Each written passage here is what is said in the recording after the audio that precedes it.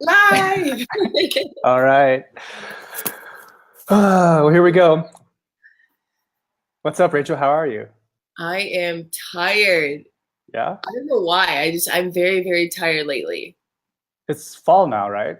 Is It's it? you know what? It's getting darker earlier. Is Yeah. it fall yet or is it still in the summer? I wasn't sure because I know after Labor Day everyone says it's summer's over. Oh, is that it? Yeah. Maybe it is. It's feeling like more fallish here. I mean, it's starting to rain and it's not 100 degrees anymore.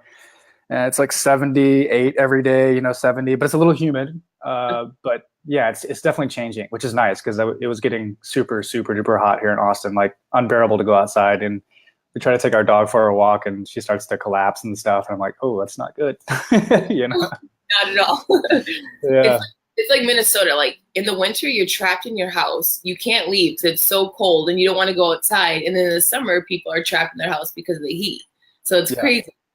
Yeah. Yeah. It's just about the fall and the spring. That's where you can go outside and enjoy yourself.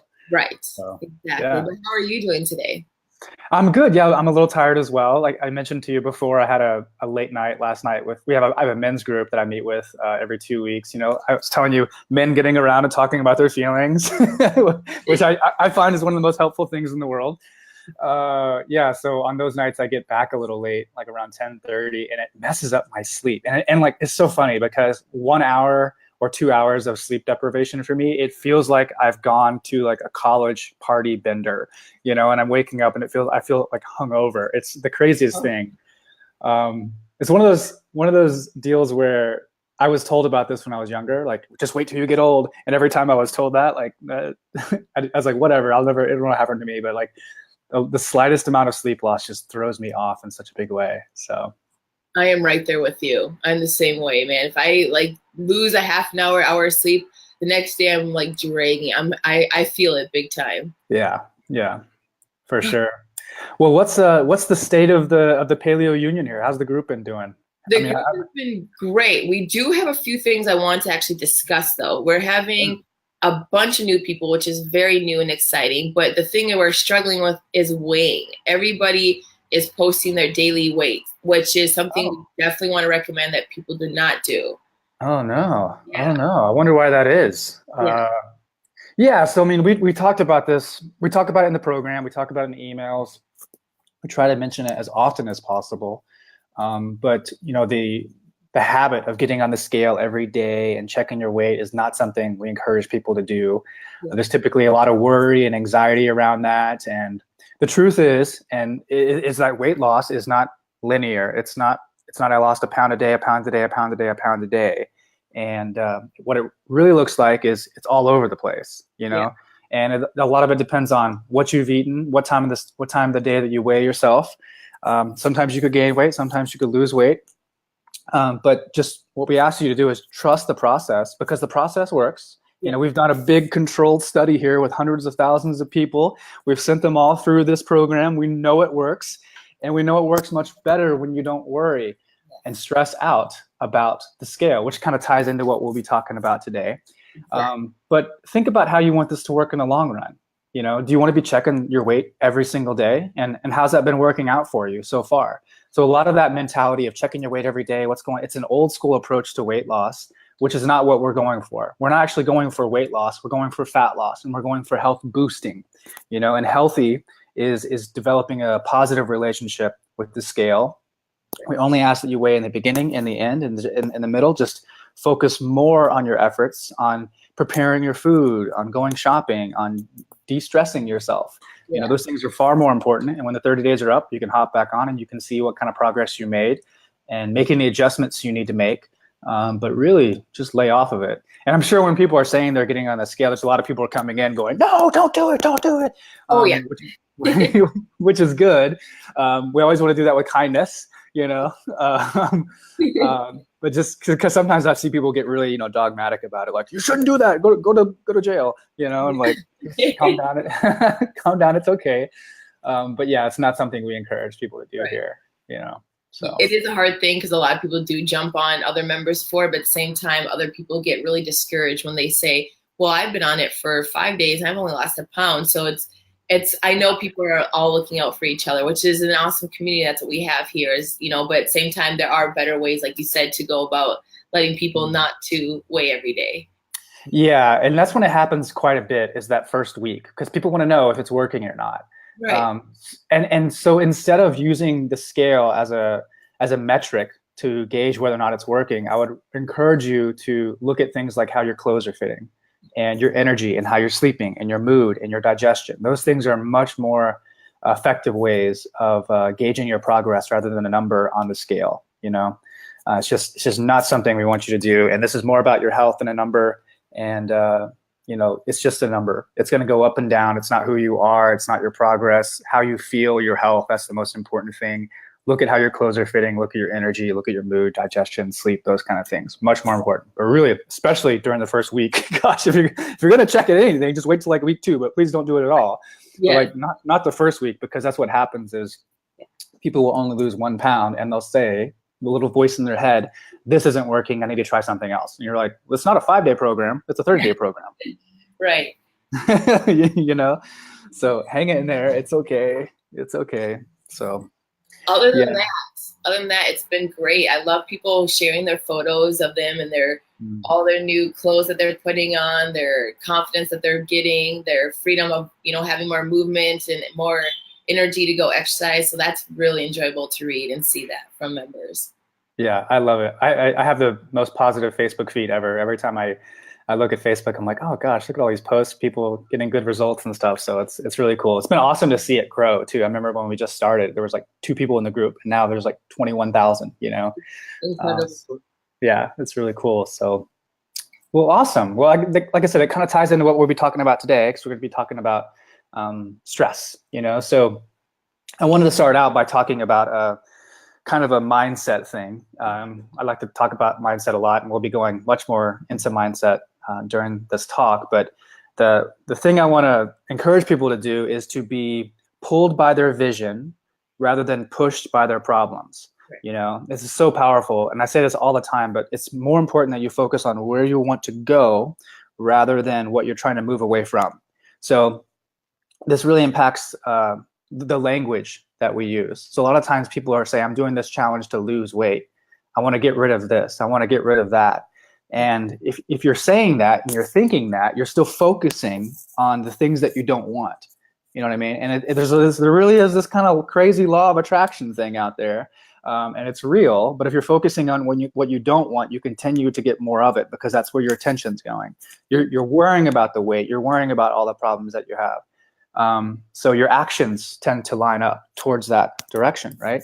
But if you're focusing on your vision, being pulled by your vision, and we encourage you to have a deep down why, where you're thinking about improving your health or some meaning around here, or fitting better in your clothes, improving your energy, like focusing on where you want to go, and aligning all your thoughts, words, and actions towards that, then it's much easier to manifest that in your life.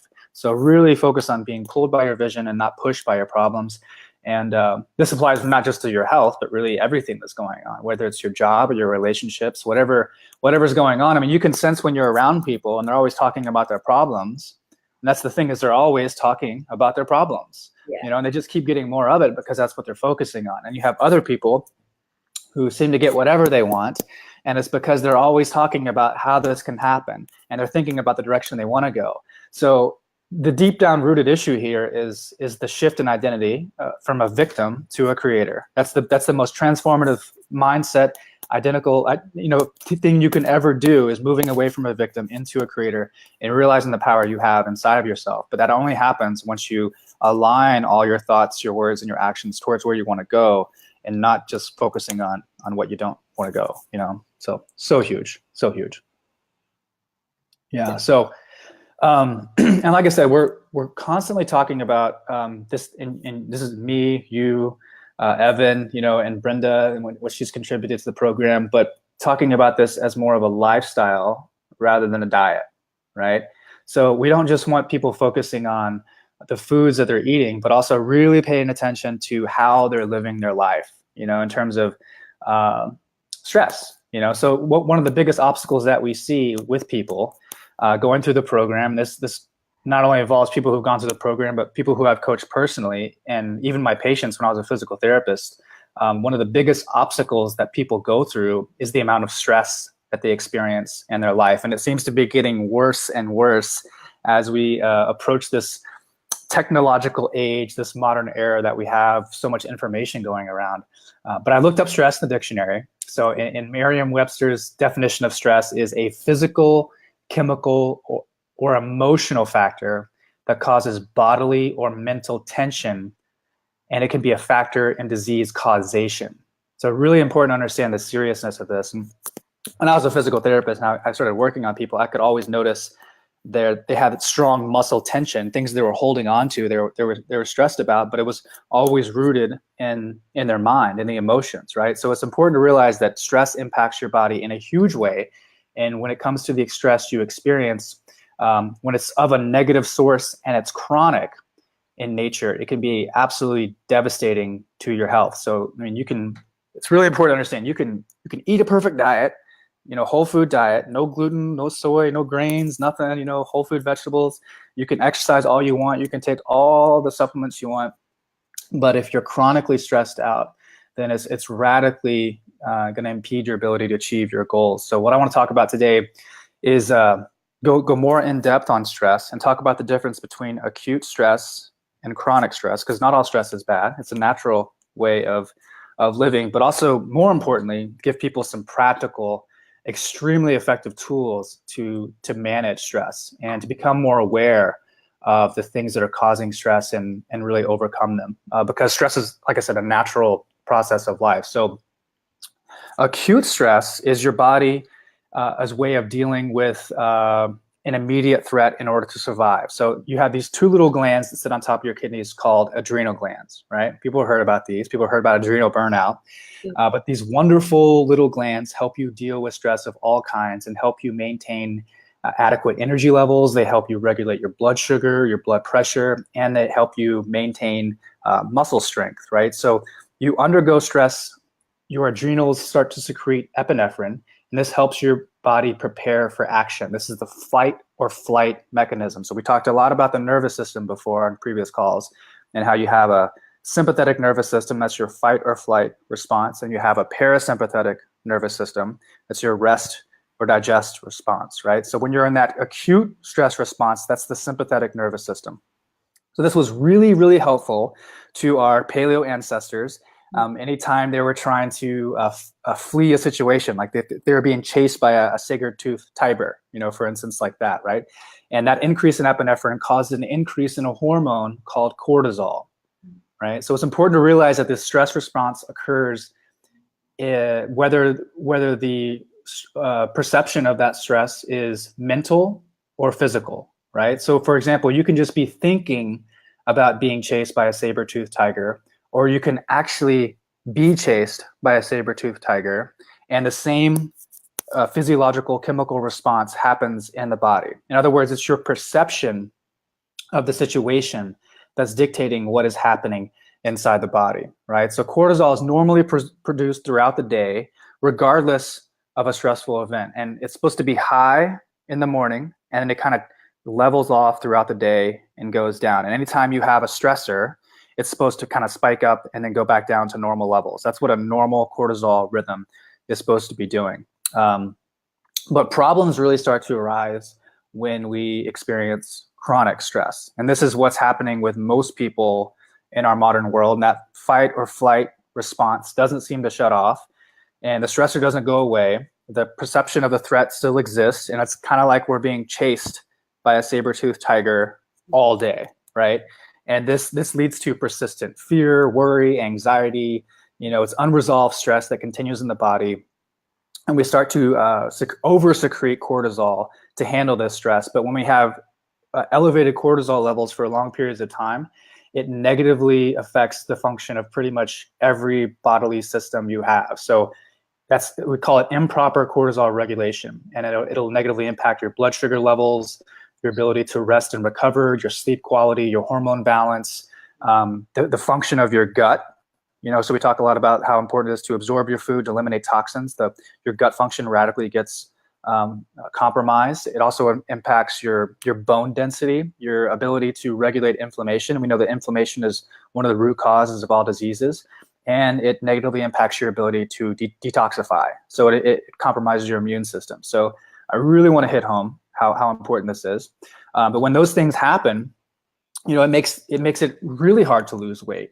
It makes it really difficult to become lean. If people get chronic fatigue syndrome, it affects fertility, right? So a mother's womb, and they're supposed to be nice and calm. They're not supposed to be going out and fighting a war, but that's the perception that the womb will have.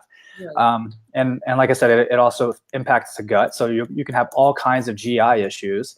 But when that chronic stress persists, that the length of time, or I should say the length of time it persists, and the how strong it is, really is what's going to determine whether or not you're having disease or achieving your goals. So it's so important to understand. And we talked a lot about how that health equation is really about maximizing nutrition and minimizing toxicity, but really it's about maximizing nutrition, minimizing toxicity, and also minimizing the amount of stress in your life. And that's what is going to lead you to optimal health, right? So there's a huge deal. And I was the person that did all the right things with nutrition and exercise, but I was still dealing with a lot of stress in my life. And I used to, deal with a lot of depression, and I even took a lot of medication for that. And it got me nowhere, right? Because I wasn't really dealing with the underlying roots of the problem. But 10 years ago, I really started to look at this a lot differently. And I started to look at my perceptions and, started doing different practices, and it radically changed everything in my life. So it's my hope that it helps people in the same way with what I'm going to be talking about here. So as far as tools, we talked yesterday about, well, not yesterday, but before, about this difference between acute and chronic stress, right? And the ability to manage it really is a skill, right? So it's something that's practiced over time. And one of the best ways I can describe this, and how it is a skill, but also how it's based on perception, is, imagine we just had the US Open, right? So imagine if you were in the middle court of the US Open and you were facing a professional tennis player, and he was hitting a serve right at you, and it was coming 130 miles an hour. How would you feel if that ball was coming right at you at 130 miles an hour, right? So you'd probably be freaking out a little bit. Probably like, oh my gosh, you panic, and that would help you remove yourself and dodge the ball so you wouldn't get hit and you wouldn't get hurt, right? But it's your perception that would cause all that, right? Because you haven't practiced tennis. You don't know much about tennis, right? Whereas if you were also yourself a professional tennis player, and that same guy hit the ball right to you, you'd look at it as an opportunity, not as a threat, right? Because you've practiced it. It's a skill. So it's the same thing when it comes to stress management. All of this stuff is a skill, and it's about understanding that it's your perception of the situation that's causing the stress and putting you in that chronic state, as opposed to just something that's happening. You can always choose how you perceive the situation. And one of my all-time favorite quotes, and I've probably said this before, but I'll say it a million times, is from Viktor Frankl. So Viktor Frankl is a Holocaust survivor, and his amazing story, but he lost his entire family in the Holocaust, and somehow in the midst of that chaos, he was able to find peace and forgive all the guards that were harming his family and his friends around him. But he has this profound quote, which is, between stimulus and response, there's a space. And in that space is your ability to choose your response. And in your choice lies all your growth and all your freedom.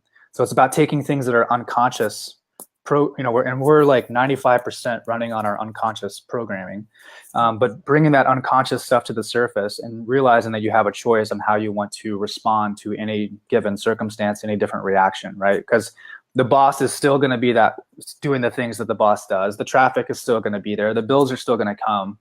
But the thing is, how are we going to respond to the situation? So one of the most important thing is to become a better breather. Right. It's the most simple, most effective thing that anyone can ever do. And the issue is that most of us are breathing very shallow, right? So we're breathing through our clavicles, through our chest, and that immediately sends off that sympathetic response. It's like we're not getting enough air, so we're suffocating. So immediately from the get-go, we're in a stressed out state, right? Because we just haven't been taught how to breathe properly, right? So learning how to breathe properly, and I'm going to go over 3 different techniques that can help people. But this can radically improve everything about your health and your ability to manage stress. So the first thing I encourage people to do is learn how to breathe through your belly, right? So you can put your hand on your belly, and when you inhale, the belly should expand. When you exhale, the belly should come back in, right? So the first 2/3 of your inhalation should be coming from the belly, and the last third should be coming from the chest. And most people breathe the exact opposite, where the initiation of the breath is coming from the chest, and the last part is coming from the stomach. So you can do this by laying down, putting your hands on your stomach, and just practicing inhaling and making sure that the stomach is rising for the first 2/3 of your breath, and the last third of your breath is through the chest, right? And another one is what I call box breathing. And this is something that, obviously belly breathing, you have to lay down. But box breathing you can do anywhere, like in traffic or at work or anytime you're having any stressful situation. But what you do with box breathing is take 5 seconds to inhale, and then hold it for 5 seconds, and then exhale for 5 seconds, and then hold the exhalation for 5 seconds, and repeat. So it's like a box. And you can do hold for 3 seconds or 5 seconds. I was kind of quick there. That's good. I did it with you on that little demonstration. You can just really feel the release. Like you already feel on that calm. Yeah, it's so simple. So the box breathing comes actually from Navy SEALs. Those are the people who really popularized it, because what they would do is that they would practice box breathing before they would do a jump, like a jump out of a plane and go right to war. They would want themselves to be as calm as possible. So they use box breathing in that chaotic environment, loud plane, holding guns, ready to go, and they would just get themselves as calm as possible. And they started teaching people that technique, and it is so effective in terms of getting people to calm down. But because it activates that parasympathetic nervous system, you get out of that fight or flight sympathetic nervous system where chronic stress lives. So super helpful. And the other one I really encourage people to do is called 3 sips breathing. So you can think of your inhalation right at the beginning and the end, right? Right. So with 3 sips breathing, what you're doing is dividing that inhalation into 3 segments. So you inhale 1/3 of the way and hold it. And you inhale 2/3 of the way and hold it. And you inhale all the way and hold it. And then exhale.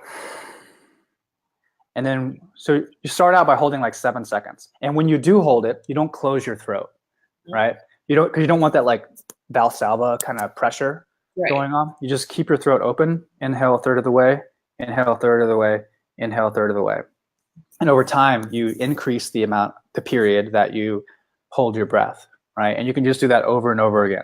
So I have a video that we can post in the comment section that people can go back and watch, where I explain this more and kind of get on the floor and demonstrate for you. But like learning how to become a better breather, hands down, the most impactful, most effective thing you can do. It's just as impactful as getting off sugar, in terms of improving your health. And some people can even eat sugar and breathe well and be fine, because it's so powerful, because you get oxygen to your cells and you put your nervous system in the right state. So once you've managed breathing, I highly encourage people to dedicate a period of time and a space to practice breathing. So you could call this meditation. It doesn't really matter what you call it, as long as you take time to practice it. Because remember, this is like a skill. It's not something that you pick up the racket and all of a sudden you get 130-mile-an-hour serve back. It takes time, and it takes practice, and it takes patience. But the more you do it, the better you get at it. So Brenda and I both have our own spaces in the house. I go on the balcony, watch the sunrise every morning, and meditate. She has her space downstairs, and we have little sacred objects that we do. And I have like a gratitude journal and candles and everything, and just make it real special to me. But it's so important to have your own space, just to spend time in silence. And with meditation, you're focusing on your breathing. That's all it is. It's just focusing on breathing and creating space, creating awareness, right? So when you're breathing, you'll notice sometimes that a thought will come up. Like it might be like, oh gosh, well, how long have I been here? Like, are we 3 minutes in? What's going on? What do I have to do today? Those are thoughts. Those are all thinking things, right? So that when you notice yourself thinking, what you're doing there is just coming back to the breath. And sometimes it's helpful to have like a mantra to root yourself in. So something I like that's really simple is to just say, say in my mind as I inhale, so hum, so hum, over and over and over again. And I will keep doing that.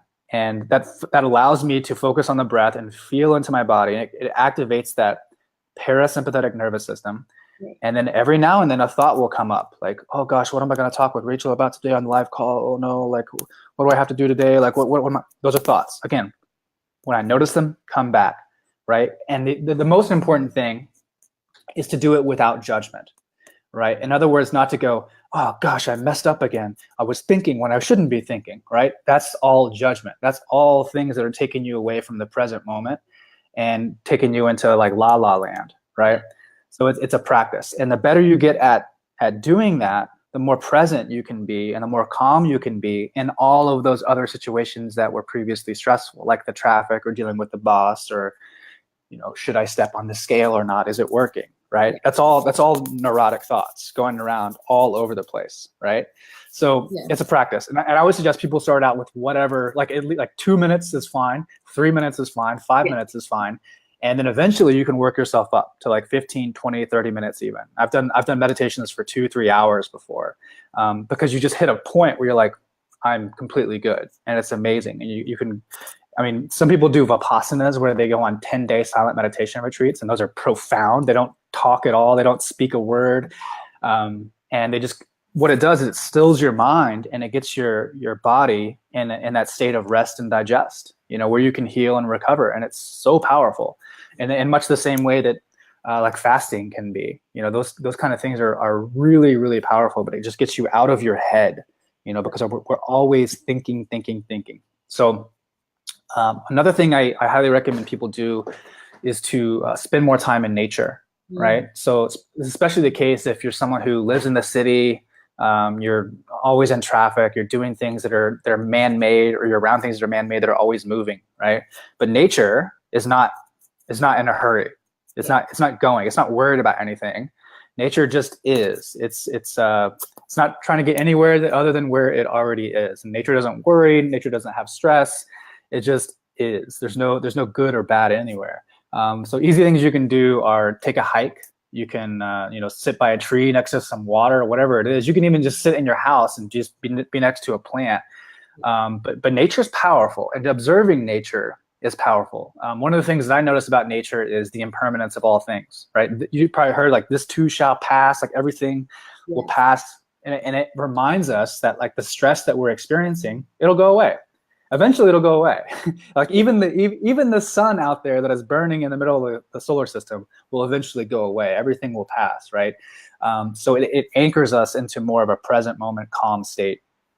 Another thing I highly suggest people do is just start moving, exercise, right? Whatever you want to call it, movement, exercise. But it's clinically shown over and over again that when you engage in consistent movement or exercise, it elevates and stabilizes your mood. It produces endorphins and the chemicals that act as natural painkillers. Other great things are yoga, qigong, tai chi. These real calm movements that you can do. But going back to when I was talking about being a physical therapist, people hold a lot of stress in their body, especially like this thing right here. Yes. This thing right here comes from shallow breathing, and it comes from a lot of worry and anxiety. And after a while, it gets stuck there, and all of a sudden, what do you know? We've got neck pain. And all of a sudden, what do you know? We got shoulder pain. And people would come into me as a physical therapist all the time. They're like, I don't know why I have shoulder pain. I can't figure it out. I don't know what's going on. Yeah. It's so crazy. What do you think? Should I take some pain medication? And of course the doctor who goes, yes, you should take pain medication. It's really good for you. It's like, whoa, we just need to calm down and be aware of this, right? So our position, our body, it really is where we store a lot of these harmful stressors, right? My wife would not let me have this talk without talking about essential oils. So essential oils are a great way to manage stress. There's two good brands that I highly recommend. You have to find a rep, but Young Living is really good, and doTERRA is really good. Those are both super high quality essential oils. Just the aromas can help de-stress you. And they're much more effective than a lot of the chemicals that they'll give us to unwind. But things like wild orange, frankincense, lavender, patchouli. Those are all good de-stressors. You can, put them on your wrist. You can just smell them. You can do an aroma thing where you put it in some water and it diffuses it. Those are all really good. Another thing I highly recommend people do is really investigate their relationship with the news, social media, and email. All this technology that we have going on, right? So let's start with the news, right? It's not good news. Like, it's urgent news. It's bad news. Like, most of the stuff you're watching is not going to be something that's going to make you think, oh yeah, there's nothing to worry about today. It's okay. It's like there's over 7 billion people on the planet, and one person could do something that's wrong or that's harmful to another human. All of a sudden, all 7 billion start freaking out, right? And when I was a physical therapist and I would go into people's homes, I would have patients that would watch the news all day, like all day, and they wouldn't change it. And I would just watch and see that everything about the news is urgent. It's always like breaking news. It's never like, this is soft news. It's always urgent news, right? And it's never good news, like, ever, because they get you addicted to bad news. And this radically impacts your perception of the world, right? So I would be treating people, and they would be sitting in front of the TV and saying, the world's coming to an end. It's horrible, blah, blah, this, blah, blah, that. And then we go outside and they go, wow, it's like a really pretty day. Oh my gosh. Oh my God. And it would happen like over and over and over again. And we just have to be mindful that, like, this is what's controlling our thoughts and our perceptions. And because it's doing that, those thoughts get turned into emotions and it impacts our nervous system, right? I can't stress this enough. And I'm not saying don't watch the news. I'm saying batch it. Yeah. Like, just check it if you want to, just like for a little bit, but don't stay stuck on the news. I really think they should divide the news into like good news and bad news. Like, this is the good news channel. This is the bad news channel, because at least you know what you're getting, but it's not news. It comes with a bias. And the same thing comes with social media. A lot of people are getting extremely addicted to Facebook and Instagram and Twitter and all these things. And it creates a lot of, I think, internal judgment. A lot of people, because people are portraying their lives on social media as if it's all rainbows and unicorns when it's totally not, right? Most people who are doing that, they're actually going through a hard time. They're looking for some sort of validation and some likes and clicks and develop an identity around it. You know what I mean? So you have to be really careful about your relationship with social media. And same way with email. Some people check their email like 500 times a day. So when it comes to all of this stuff, I highly encourage you to batch it. It's okay that you're checking email. It's okay that you're checking the news. It's okay that you're looking at social media, but do it like once in the morning and then once in the afternoon, or once in the morning, period, or like once a week, whatever you want to do, but really check your relationship with it and make sure it's not something you're tapped into all the time. Like, we're seeing higher rates of stress, higher rates of depression, higher rates of suicide, and we're getting more disconnected because we're so connected to our phones and so connected to the media, right? So there's this fascinating thing that happened in New York City in the 80s, right? So this is in Malcolm Gladwell's book. I think it's called The Tipping Point. It might have been another book. But during that time in New York City, they had the highest crime rate, the highest murder rate in all of America, right? And it was, there were rapes and there were murders. And if you go in the subways, there would be graffiti everywhere, right? Yeah. So everyone's perception was like, there's gangs here, there's bad things going on. So they had this idea, and they said, well, why don't we just go into subways and just paint over that graffiti? We'll just do that. So they did that. And the next morning, the gangs came out and they just painted back the graffiti, right? And they were like, well, whatever, let's just keep painting over it. So there was this like back and forth for a while between the gang members painting the graffiti and then the city people painting over it, making it look real clean and pristine and all that, right? So they kept doing this. And after a while, the gang members just said, okay, whatever, let's forget it. We're wasting our time, right? So the subways started to look a little different, right? And when the subway started to look a little different, people said, oh, I think it's okay here. I think it's safe. They started coming out of their holes again. And the crime rate overnight dropped. No way. Like, dropped. Yeah, and it's been incredibly low ever since then. New York City, one of the worst places to live in the 80s, changed overnight because of a perception, right? This is the thing I want to hit home more than anything else, is like, you, as the person going through this challenge, as the person who's trying to change their life, have to check your own perception. What's your perception of the world? And as we get into this digital age, right, we have to be mindful. There's an algorithm out there, one big grand algorithm that keeps data on everything that you click on, everything that you open, every video you watch, right?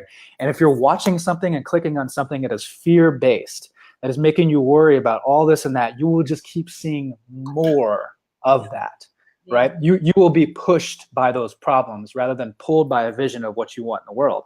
But if on the other end, if you're playing the smart algorithm game and you're choosing to click on things and watch things that are healthy for you, that make you feel good, that uplift you, you will get more of that, right? It's incredibly important to realize this, because like the law of attraction is extremely real in this modern world, right?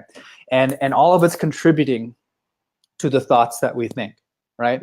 So we think, check this out, we think 50 thoughts per minute, right? We think 3,000 thoughts per hour. We think 70 thoughts per day, right?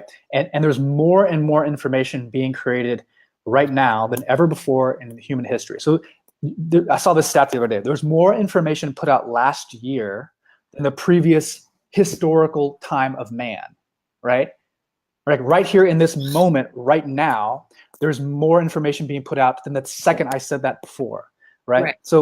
So much information out there, and it's so important that to know that if we let that hypnotize us, we will become addicted to it, because all of it is playing off of our brain and our receptors and our dopamine. But we're the ones that get to choose what we take in and how we respond to these situations. It's so important, right? So another thing I want to encourage people on is to recognize the distinction between primordial fear and conceptual fear, right? So primordial fear is like, I'm being chased by a saber-toothed tiger. That's a real threat. I could actually die, right? Conceptual fear is, I wonder what they think of me. Right? I wonder what they think of me is a radical stress going on in the body, as if you're being chased by a saber-toothed tiger, right? I wonder if my boss likes me. I wonder if I can pay like all of it is conceptual. It's not real. It's stuff that we make up in our head. You know, when I look at my dog Maya, you know, never once does she go, "Dad, do I look fat?" You know, because she's not worried about it. She doesn't have conceptual fears. She only has primordial fears. You know, this is one of the burdens of being a human, where we have this intellect and we have good and bad and judgment and these conceptual things that keep us stuck. Right. It's so important to recognize that distinction. So one of the things I'm a real big fan of is Byron Katie. She has this thing called the work. Right. It's fascinating. But like, let's say you have something going on with you, like, you know, I can't stand my spouse. My spouse is a jerk. My spouse never listens to me. Right. You just have this thing. Right. So the first thing you want to ask yourself with the work is, it's 4 questions. Right. And the first question is that true? And you can say, yeah, of course, my spouse is a jerk, you know, and you go, well, is that absolutely true? That's the second question. And you can look in a little closer, and you can see some instances where maybe your spouse did listen to you and your spouse actually isn't a jerk. So you can say, no, that's actually not true. So therefore it's a lie, right? So you just want to recognize that most of the thoughts that we're thinking are actually not true, valid truth. Most of them are actually lies. Then you want to ask yourself the third question, which is, what's the impact of that thought?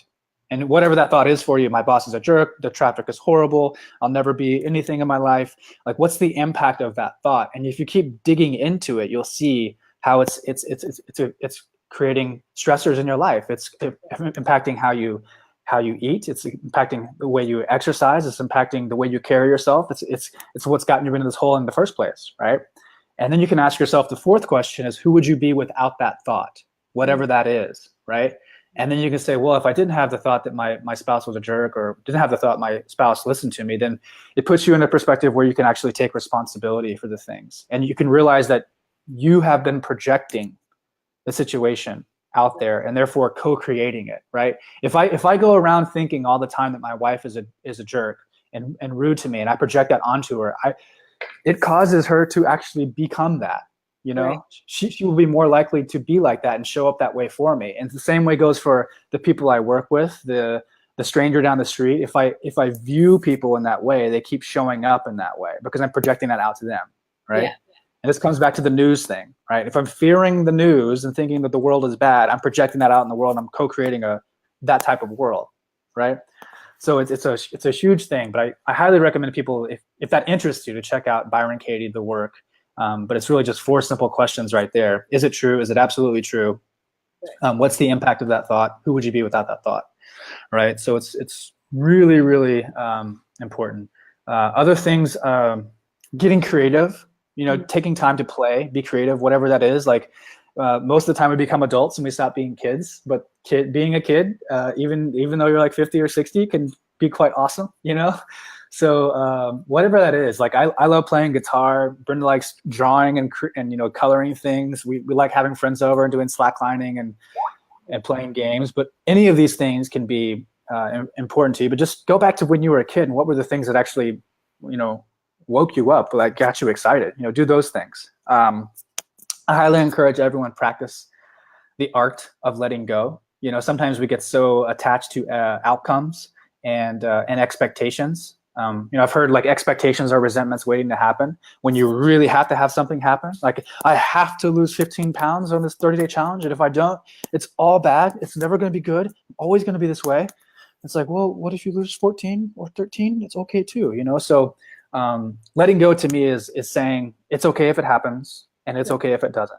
It's not being attached to any outcome in any way, and that relieves you from the pressure, and then you can just go about things in your own way. But yeah, just in general, be less concerned about what people think. Be open to yourself, and become aware of your thoughts and emotions, and take responsibility. But yeah, this is huge. The difference between acute and chronic stress could be everything going on with what's going to help you succeed. So I definitely agree. My favorite part was definitely letting. Oh my God, I'm losing my voice. I'm sorry. My favorite part is the way you said, is just not letting everything control you from the outside. I think so many people are so obsessed with comparing themselves to people. So it's huge to realize, no, it's like you said, don't obsess over things you can't control. Limit yourself to certain media exposure, limit yourself, and then just have your mindset to focus. Like I always tell people, surround yourself with healthy people. If someone around you is always putting you down or always so negative, then maybe that is not a relationship you want to invest in time in. Like you want to invest in people that are going to lift you up and make you feel good. Yeah, it's so important. It's incredibly important. But who you surround yourself with, what type of information you take in, all such a huge player in how you're feeling. So oils. I love oils. Even taking a bubble bath with some lavender oil is so relaxing before bed. Oh yeah. It's Brenda loves them, and she got me really into them. I should probably use them a lot more than I do, but they're great. They're great. So I love having them like in my meditation spot. I always put on like different oils, smell them all around me. It just calms me down immediately. So yeah. If everybody has any questions about that or any comments, just go ahead and leave them, and we're happy to answer them for you. And just reading a book too, just simply taking time for yourself and enjoying a good book outside is wonderful. Totally. Yeah. All good.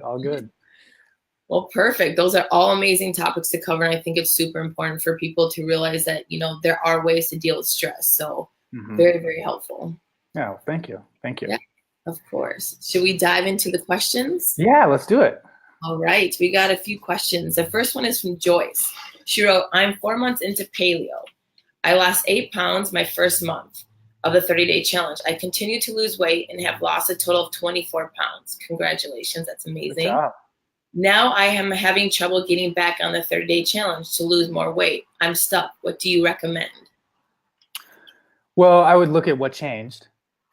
First of all, like what, if there's foods that you brought back in, I would go back to removing those foods. But in general, like the big thing I would encourage someone to do is to set a new intention, to set a new why, because it's hard to do something unless you really know why you want to do it. So really sit down, create some space, like what we're talking about here for yourself, and set a new intention, but mostly just start taking action. A lot of the times you think something magical needs to happen, or because you already know what you got to do. Yeah. It's not about, oh, well, this time, why don't you try eating this meat and not that meat, or this vegetable and not that vegetable? Like you already did it. Like the thing already works. So you just have to do it again, and you have to find a good enough reason to actually do it again. So whatever that is for you. but nothing happens without action. Nothing will work unless you do, so it involves like actually getting up, going to the store, preparing your meal, and setting a new intention, and you'll do it. And staying consistent. You can't just do it Monday and not Tuesday. It's being consistent and doing it over and over again. And once you start feeling well, then you've got that momentum and you're unstoppable. Just keep going. And starting back at the basics, I always tell people, clean out your pantry. Just go back to the beginning. If you're lost, just keep it simple. Remove all the temptations. Like you said, go shopping, get yourself equipped and ready to go. Yeah. Not overthink it. It's really simple. Exactly. Yep. All right. The next one is from Catherine. I've been doing paleo since May 14th and lost 35 pounds. That's incredible. Nice.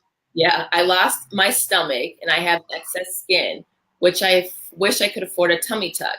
Any ideas on how to get my tummy toned? I'm starting aquablast swimming and I have 20 more pounds to lose, which I will do through exercise. Mm-hmm. Yeah, so I'm guessing she's wanting some exercise ideas on top of what she's doing. And I can't say much without knowing, what kind of pain she's in, what kind of functional limitations or abilities she has. But in general, when it comes to leaning out and getting rid of excess skin, the things that are going to be more effective are going to be like full body exercises, right? Swimming's a good full body workout, but it's not so good for the core, right? There's not a lot really happening with the core. It's more extremities and kicking and all that. What I'm referring to are things like squatting, planking, carrying things, bending and things and picking them up where you're using your full body, that would be much more effective. And I always suggest people work within a rep range. Like with women, a good rep range is anywhere from like 10 to 15 reps and taking like 3 seconds to lower yourself. So if you're doing a squat, like on a chair, like go from a standing position and take 3 seconds to lower your hips down to the chair and then stand back up as fast as you can. And then you want to start adding resistance, right? So hold a dumbbell right here and then go down for 3 seconds and then come up, right? And then find a rep range with whatever you're doing that allows you to complete the movement without compromising your form, So if you're compromising your form, you're hurting your joints and you're creating a bad movement pattern. That's not what you want to do. But that's going to be much more effective. And you can pair that with something like a plank where you're on your elbows and your feet and you're squeezing your butt, you're tightening your stomach as hard as you can, like someone's going to punch you in the stomach. Those are going to be much more effective. And if you're looking for an easy done for you program, just check out 3-minute flow, like the 3-minute flat belly flow. It's at the bottom of every single email. We can also provide a link for you here, but they're easy, highly effective exercises that you can do on the floor, and they all focus on getting you to work that core area where you're tightening a tummy and getting rid of that excess skin. Another thing that people say works really well, especially with like cellulite and excess skin, is consuming collagen, because it's giving you more of that soft tissue, that connective tissue, and it helps you rebuild that collagen matrix. So highly recommend things like bone broth, and consuming the native path collagen, because it's awesome. It's grass-fed, those are easy things that you can do. So I would say more core-based exercises, functional movements, 10 to 15 rep ranges, going slow, consuming more collagen. Those should really help you. But I'd say those are much better than just swimming, for instance. Perfect. Yeah. All right. The next one is from Ofra. Is aged cheddar cheese considered paleo? No. Yeah. No. not aged cheese, not young cheese, cheddar cheese, feta cheese, no cheese is considered paleo. We talked about cheese a little bit last week, but the big problem with cheese is it's reactive, right? So the casing, the protein in cheese gets broken down into casomorphines, and it has a very addictive type substance to it. And it's also like a histamine reaction. So what we wanted people to do is take away all cheese and really all dairy, like milk even, for at least 30 days. And you can reintroduce it one day at a time, like breakfast, lunch, and dinner. I want to see if aged cheese is affecting me. Have it for breakfast, lunch, and dinner, then wait 2 or 3 days and see if you're reacting to it in a negative way. But first, stop eating cheese to see if you're reacting to cheese. Because a lot of times people have the sniffles all the time, but they don't realize that it's because of the cheese, and they might say like, I have no problems with cheese. Well, maybe you don't know that, you know. So Right. take it out, and what we're having people do is take out the most problematic fruits like grains, legumes, dairy. You know, take those out for 30 days. Focus on the least problematic foods. See how you feel, and then if you're feeling great, bring it back in and see. You know, dairy is a gray area for a lot of people, but we don't know because everyone's different. So always, you know, if you're going to do that, you know, highly encourage you to choose the best cheese, nothing processed and refined, and go about it that way. But yeah, cheese is not paleo. Perfect. I know you covered a little bit of Janelle's actually question. She was wondering at what point should I reintroduce dairy, and can it still be paleo with dairy, which you already covered. And then you also covered how do you go about bringing it back in. So like you said, you just mentioned if you reintroduce it, you know, after you decide to introduce it, to see how it reacts with your body. So perfect. You covered Janelle's question. That was a 2-for-1 there. Bam. Awesome. Last question we have is from Rosalind. She wrote, can I eat snacks in between breakfast, lunch, and dinner? Yeah, you can in general, but it's you know, what we encourage you to do is only eat if you're actually hungry. And a lot of people are eating because they have a habit of eating. Yeah. You know, and so when people are generally moving towards more protein and fat and veggies and less refined carbohydrates and sugar, they notice that they have less of a need to snack, right? So I would first be just look at your relationship with snacking. Are you really hungry, or are you just bored? You know what I mean? A lot of times people are just bored and they have a habit of eating. And if you are going to snack, I would encourage you to snack on more protein and carbohydrates. Like, I mean, not carbohydrates, but protein and fat. So things like an avocado with like a beef jerky or something like that, or just like make your snacks look like a small portion of your lunch, right? But in general, it's a good idea to give yourself some space and in between your meals to really break down your food and empty your digestive system so you absorb it. A lot of times people are eating when they still have food in their stomach. You don't really need it. So it's fine to do, but just like I said, make sure it's, I would encourage you to make sure it's something more protein and fat based, and really investigate whether or not you're really hungry or it's just a habit of snacking. Sure. Yeah. Perfect. And that concludes my questions, but I did see one pop up, and I apologize, it doesn't say the name, but is it recommended to take some protein shortly after a workout? Because I know everyone has this perception that, you know, when you work out, you have to have a protein shake right after. Yeah, no, no, no, that's not true. Right. That's something that the workout supplement industry is trying to convince you of. But no, you don't need protein powders. The only population that I would say that might be appropriate for are extremely high level performing athletes who are pushing the boundaries, and that is likely not you. That is you know, you're probably somebody who's wanting to lean out and lose weight. And I would say, do not do that. I would say still wait like 30 minutes to 60 minutes, maybe even an hour and a half, 2 hours after your workout, and then have a full meal, like your biggest meal of the day, which should have real protein, like animal-based protein and good fats. And that's going to be a much better way to recover from your workout than a processed powder, right? So just focus on real whole food and let it do its thing. You know, you'll get better results that way because you know, whether it's hemp protein or whey protein, none of it's real food. It's not absorbed in the same way. The only exception is really collagen, but that's something we don't encourage you to do after a workout. It's something that you use as a supplement, like within your coffee or your teas or your soups or something like that. It's not necessarily designed for a post-workout kind of thing. Sure. Yeah. That concludes our live chat for today. That's all the questions. But before we go, I definitely want to wish everybody on the East Coast that they're safe and that they stay alert with the hurricanes coming. So definitely send my best wishes for everybody to stay safe. Yeah, you guys, stay dry, be safe. Yes. Thank you so much. Yeah, if anybody has any questions, comments, please leave them here. We're around all day, and we love doing this. Hope you guys enjoy watching and listening. Thank you, everybody. Have a wonderful day. Okay, bye-bye. Take care. Bye-bye.